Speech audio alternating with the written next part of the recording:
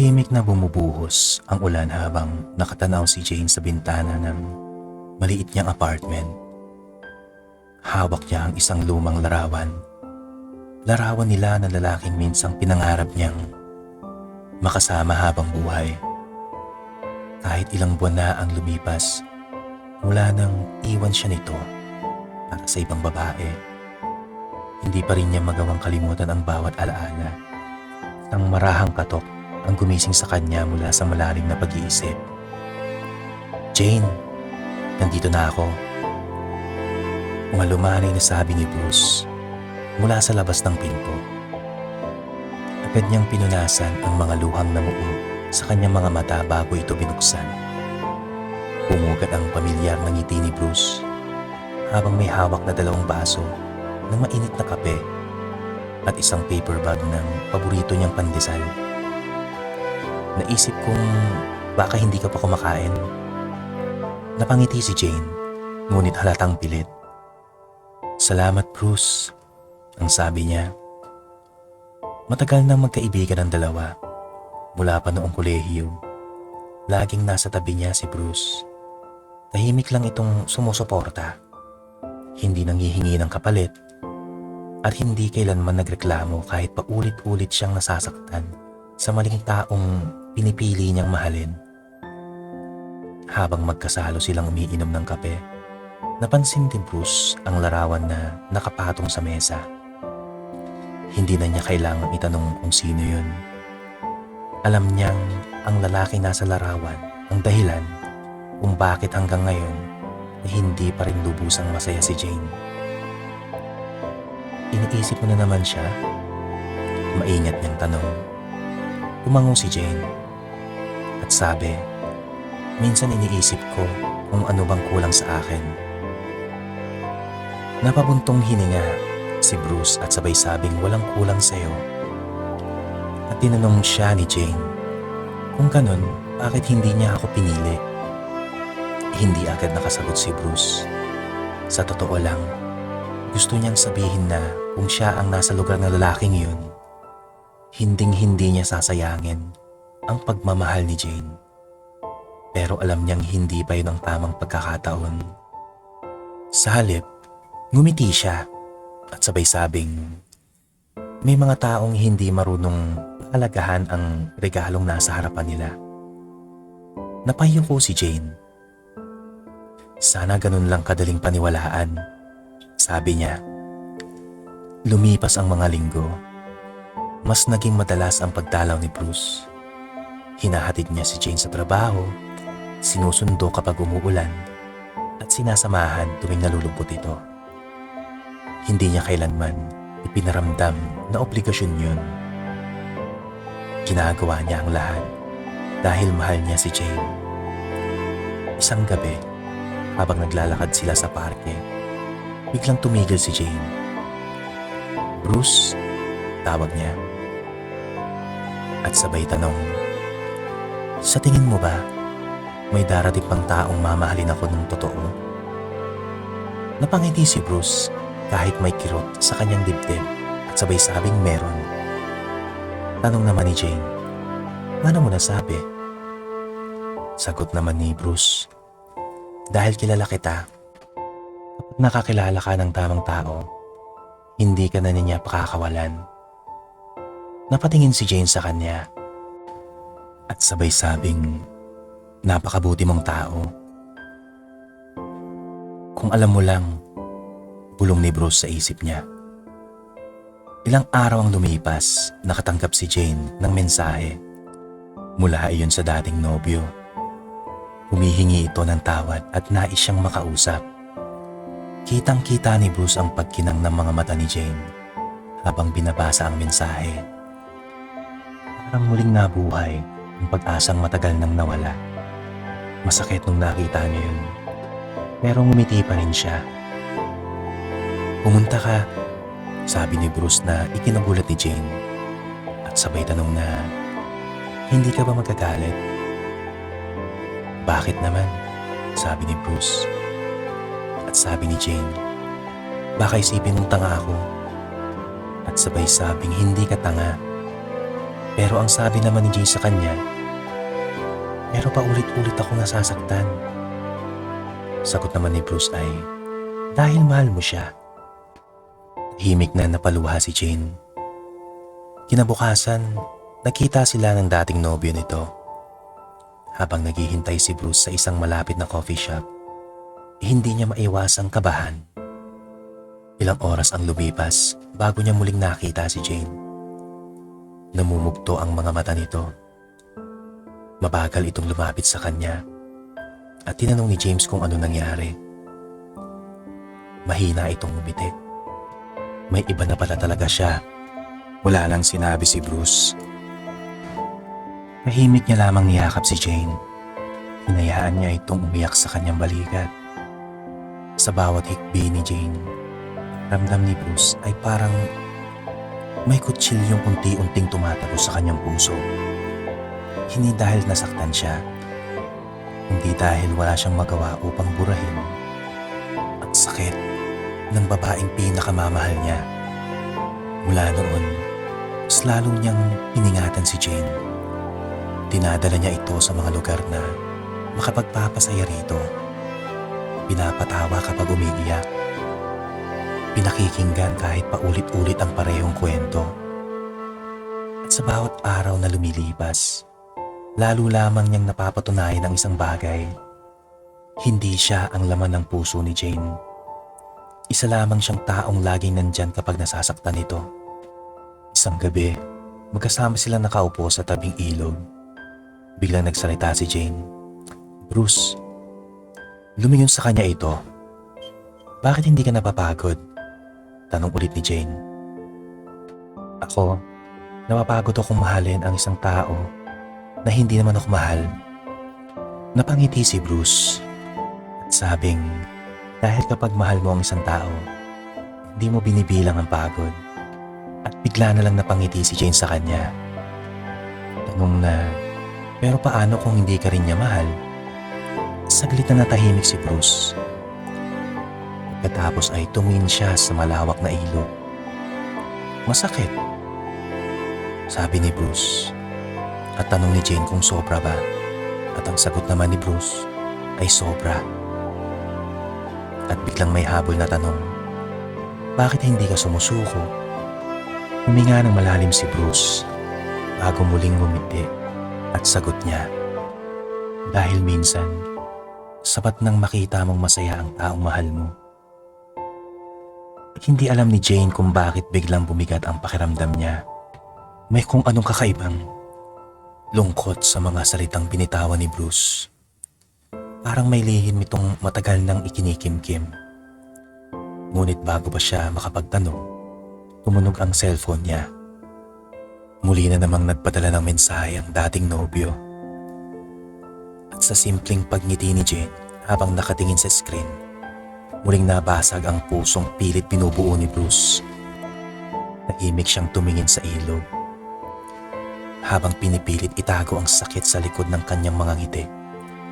Dahil kahit alam niyang hindi siya ang lalaking laman ng puso ni Jane, handa pa rin siyang manatili. Handa pa rin siyang masaktan. At handa pa rin niyang ipaglaban ang babaeng mahal niya. Maasang balang araw, mapapansin din siya nito.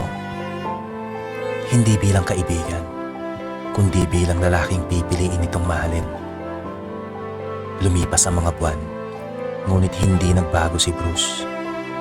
Sa bawat umaga, siya pa rin ang unang nangangamusta kay Jane.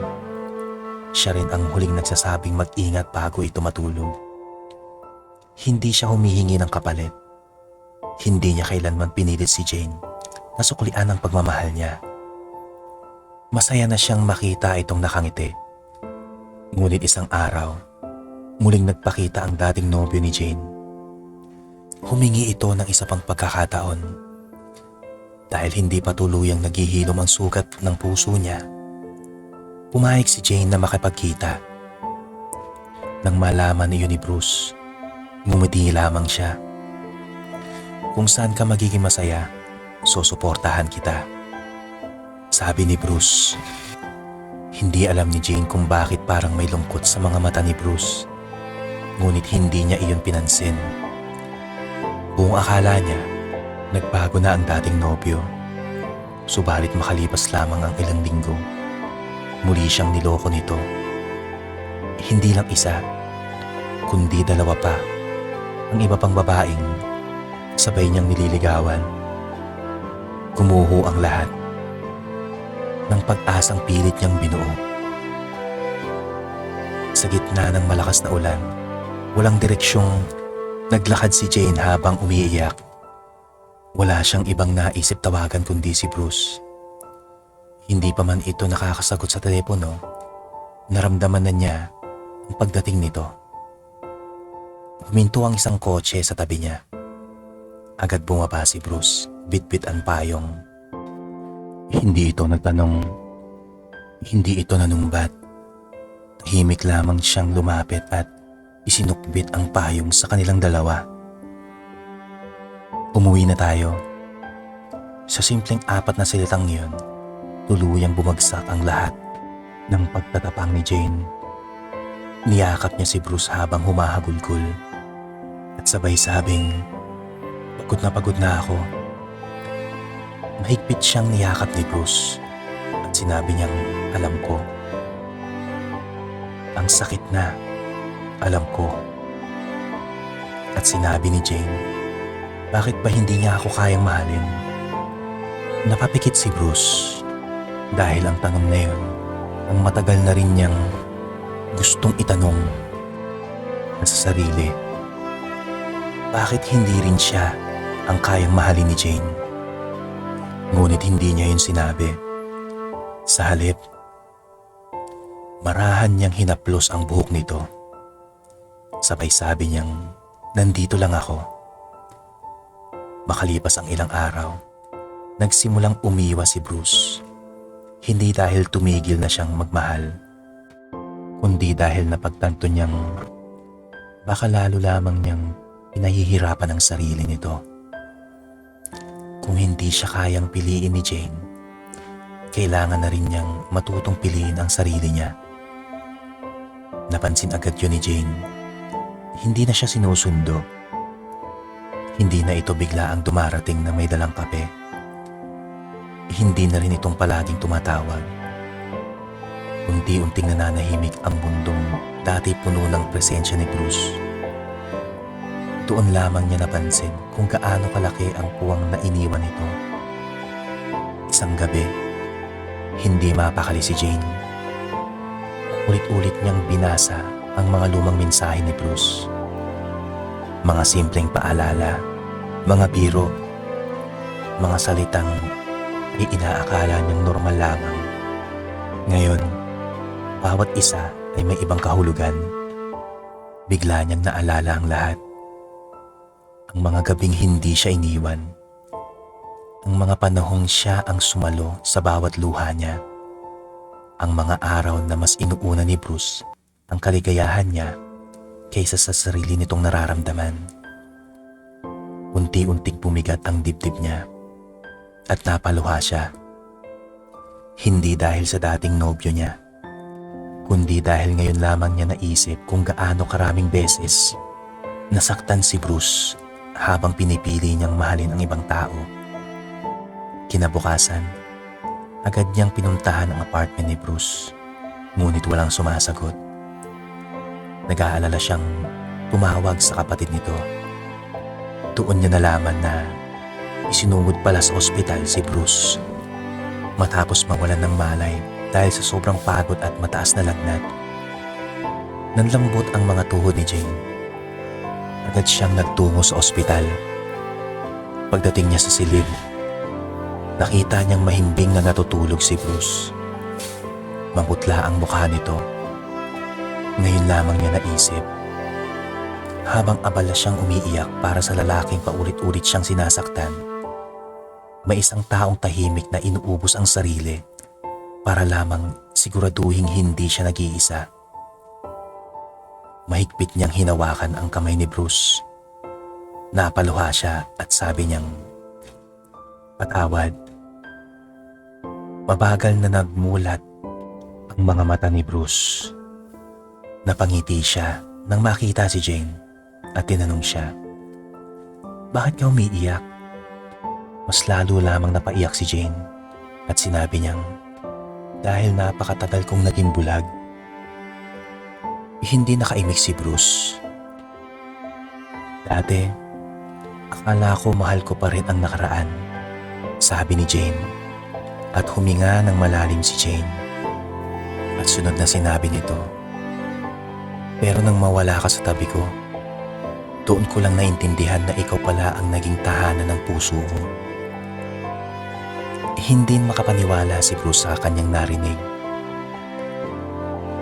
Ikaw ang taong hindi ako iniwan. Ikaw ang taong pinili ako kahit hindi kita kayang piliin noon. At ngayon, mahigpit niyang hinawakan ang kamay ni Bruce. Ako naman ang pipili sa iyo. At unti-unting pumatak ang mga luha ni Bruce. Hindi dahil sa sakit, kundi dahil sa wakas, narinig na rin niya ang mga salitang matagal niyang ipinagdarasal. Pagkaraan ng ilang buwan, tuluyan ang naghilom ang sugat sa puso ni Jane. Hindi dahil nakalimutan niya ang nakaraan, kundi dahil may taong nagturo sa kanya na ang tunay na pag-ibig ay hindi nasusukat sa matatamis na salita, kundi sa taong nananatili kahit napakahirap ng manatili. Sa paglubog ng araw, magkahawak kamay silang naglalakad sa tabing ilog na minsan nilang pinuntahan bilang magkaibigan. At ngayon, magkasintahan na sila. Ngumiti si Jane habang mahigpit na hinawakan ang kamay ni Bruce. Salamat, ang sabi niya. Salamat sa hindi pagsuko. Ngumiti si Bruce at sinabing, ikaw ang pinakamagandang dahilan kung bakit hindi ako sumuko. Ipinatong ni Jane ang kanyang ulo sa balikat nito. Mahal na mahal kita, Bruce. Hinalikan ni Bruce ang noo niya. Mahal din kita, Jane. Sa pagkakataong ngayon, wala nang ibang pangalan sa puso ni Jane. Wala nang alaala ng kahapon na humihila sa kanya pabalik. Ang natitira na lamang ay ang lalaking tahimik na naghintay, nagtiis at nagmahal ng walang hinihinging kapalit. At sa wakas, ang pusong matagal niyang ipinagkait ay buong buo na niyang ibinigay kay Bruce. Ang lalaking minsang handang magmukhang tanga para lamang hindi siya mawala. At siya ang lalaki na habang buhay na niyang mamahalin.